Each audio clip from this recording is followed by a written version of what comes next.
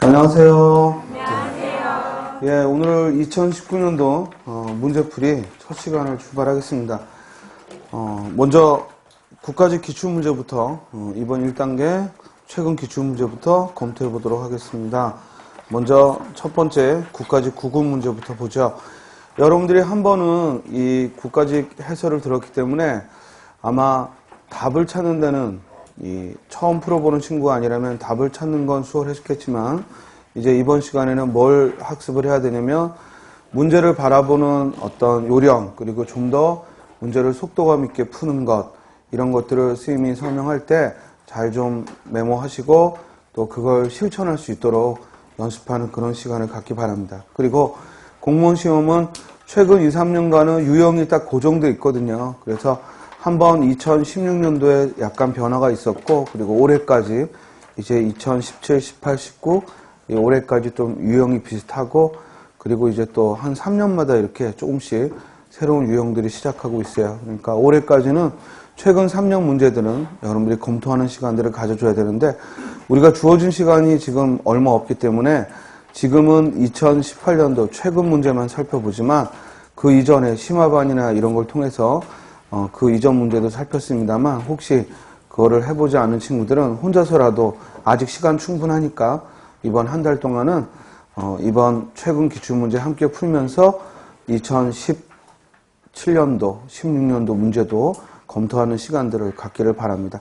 그거 얼마 안 걸리거든요. 그러니까 딱 그때 올해 국가직을 지금 오늘 국가직 지방직 푼다 그러면은 또 돌아가서는 오늘 공부한 거 복습한 다음에 또 2017년도, 2016년도 국가직 지방직 문제도 검토해보는 이렇게 짧은 시간 안에 좀 최근 3개년 문제는 검토하는 시간을 갖기 바랍니다. 자, 그럼 1번 문제부터 보죠.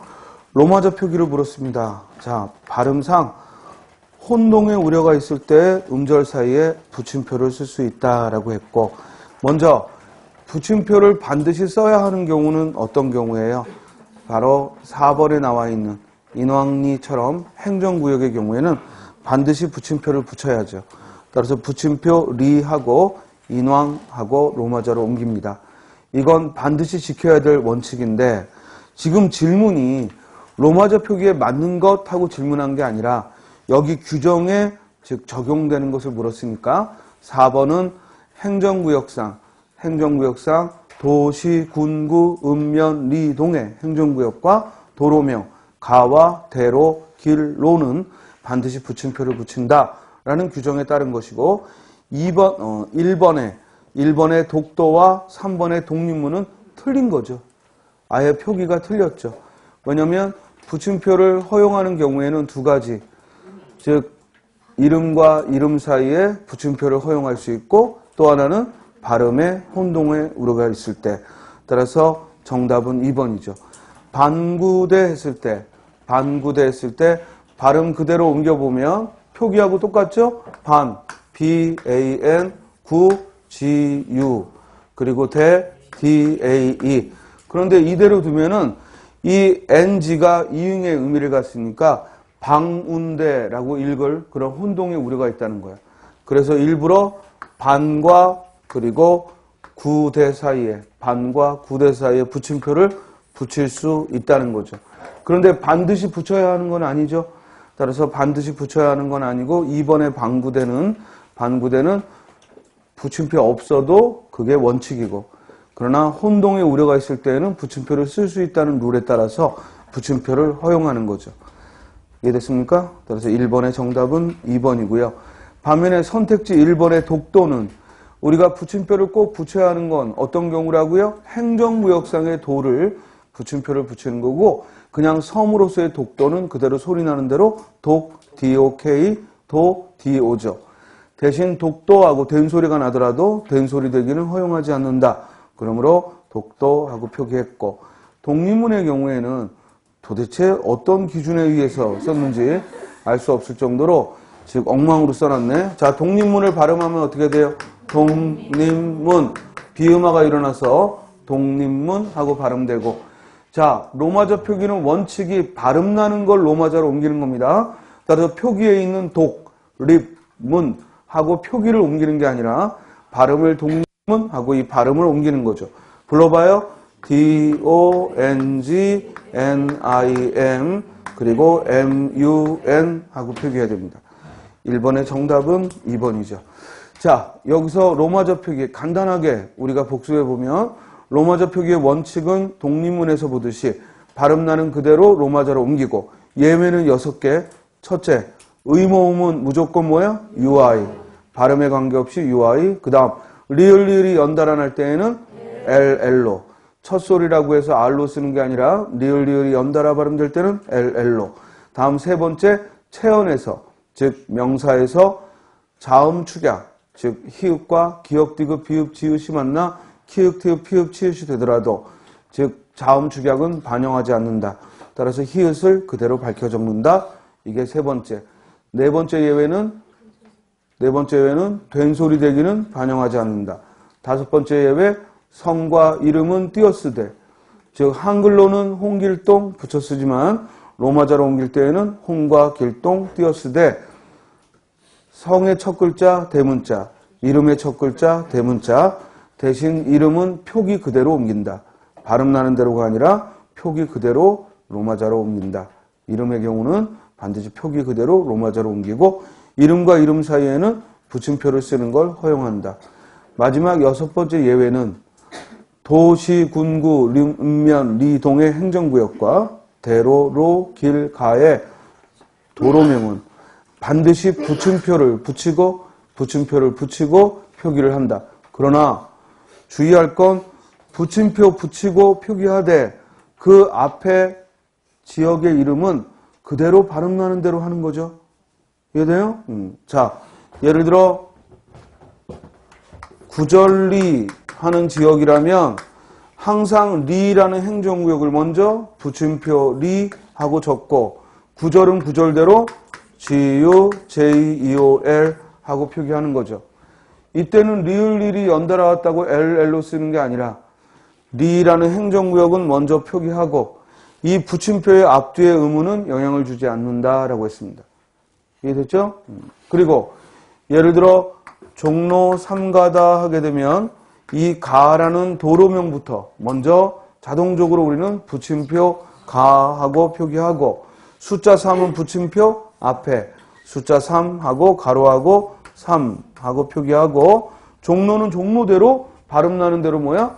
JONGNO 하고 표기하는 겁니다. 자, 됐죠? 다음 2번 문제 갑니다. 다음 글의 중심 내용을 물었습니다.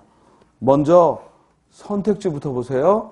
선택지부터 봤더니 언문이 눈에 띄고 언간 눈에 띄고 그리고 언간 그리고 마지막에 언간의 발신자 수신자. 그러니까 이 글은 언문 또는 언간에 대한 얘기죠. 그러면 윗글을 읽으면서 언문, 언간에 대한 설명에 집중하면 돼. 자, 글의 중심 내용은 항상 독해에 있어서 정말 예외적인 10% 이외에 나머지 90%는 중심 문장 플러스 뒷받침 문장의 구조다. 따라서 이 글에서 두 문단으로 돼 있죠? 두 문단으로 돼 있고 첫 번째 문단의 앞부분을 보자고. 언문은 실용 범위의 제약이 있었는데 이런 현실은 언간에도 적용된다. 언간 사용의 제약은 그러니까 이 글의 화제는 언문이야 언간이야? 언간이야. 언간이 뭐야? 한글로 쓰여진 편지. 한글로 쓰여진 편지 즉 언간의 사용의 제약은 무엇보다 이곳을 주고받은 사람의 성별에서 뚜렷이 드러난다. 따라서 한글로 쓰는 편지는 성별에 있어 차이가 드러난다는 것이고 그 뒤에 보면 15세기 후반 이래에 숱한 언간이 현존하지만 남성 간에 주고받은 언간은 찾아보기 어렵다. 이는 남성 간에는 하문 관찰이 오간 때문이다. 따라서 그 글 맨 끝에 결국 조선시대에는 언간의 발신자나 수신자 어느 한쪽으로 반드시 여성이 관여한다. 따라서 이미 첫 단락에 중심 내용이 나왔어. 즉 언간은 발신자나 수신자 중 반드시 한 명은 여성이어야 한다라는 거야. 이해됐죠? 주의할 건 발신자, 수신자 어느 쪽이 되든 상관없지. 어느 쪽이 되든 한쪽은 여성이어야 한다라는 거죠.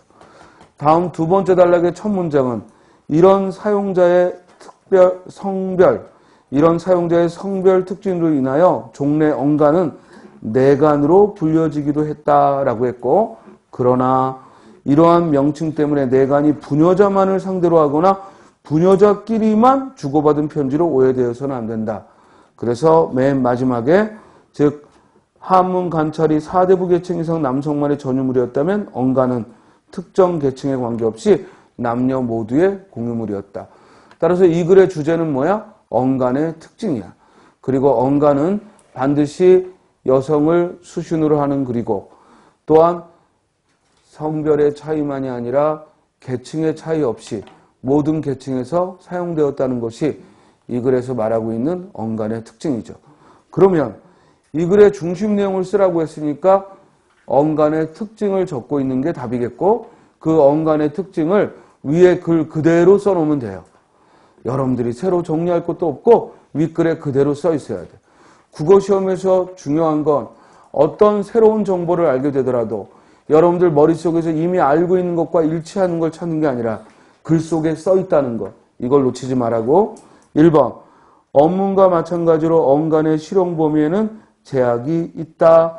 지금 언간의 실용 범위에 제약이 있다가 의미가 아니라 언간은 남녀 계층에 상관이 없이 두루 사용되었다는 얘기니까 중심 내용 아니죠.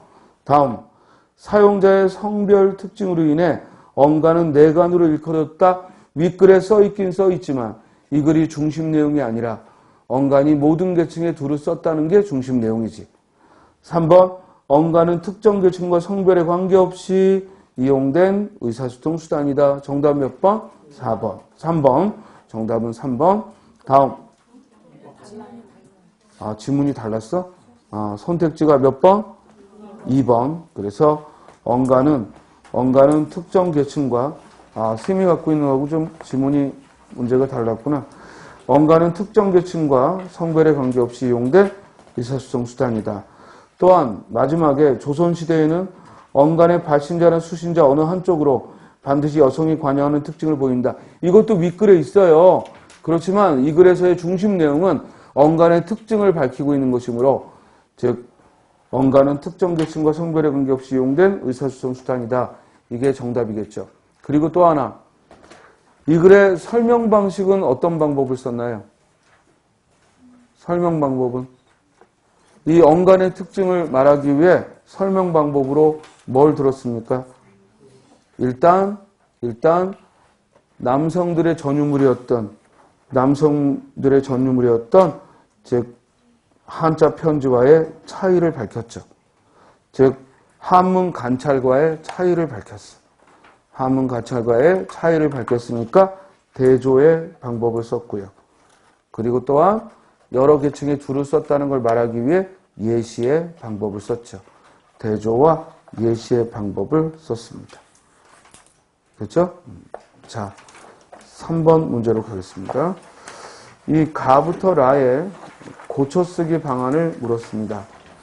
먼저 우리가 죽어라고 문법 공부한 이유가 바로 이런 문법적 설명을 물어보는 문제가 나오기 때문에 그래. 즉 옳고 그름을 묻는 건 감각적으로도 할 수 있지만 설명을 하는 건 지식이 있어야 되고 또한 그 용어를 정확히 써야겠죠. 먼저 가를 봅니다. 수학 성적은 참 좋군 했을 때 뒤에 국어 성적도 좋고 하고 국어 성적이 좋을 가능성을 배제할 수 있으므로 보조사 은을 주격사 이로 바꾸라. 맞죠? 만약에 수학 성적은 좋다 그러면 국어 성적은 나쁘다는 얘기인데 지금 뒤에 문장이 국어 성적도 좋고 라고 했으니까 앞에 차이를 드러내는 보조사 은이 아니라 즉 주격조사 이를 쓰자는 겁니다. 잘 고쳤죠? 우리가 보조사 은는의 가장 중심 역할이 뭐야? 대조야. 차이를 드러내는 거야. 또 이 은는은 중심 역할이 뭐야? 독해에서 중요한 거지. 아까 2번 지문에서도 첫 문장이 어떻게 출발해? 업무는 이러고 출발하죠. 그렇죠? 그리고 두 번째 문장에 언간 사용의 제약은 이렇게 출발하죠. 그래서 문장의 중심어에 은는을 쓰는 거야. 문장의 화제어, 중심어에 은는을 쓰죠. 그래서 독해할 때에는 즉 주격조사 이가가 아닌 보조사 은는을 쓰면 그것이 중심어, 화제어라는 걸 말해주고 또한 일반적인 문장에서 은는은 대조, 차이를 말할 때 사용을 한다라는 겁니다.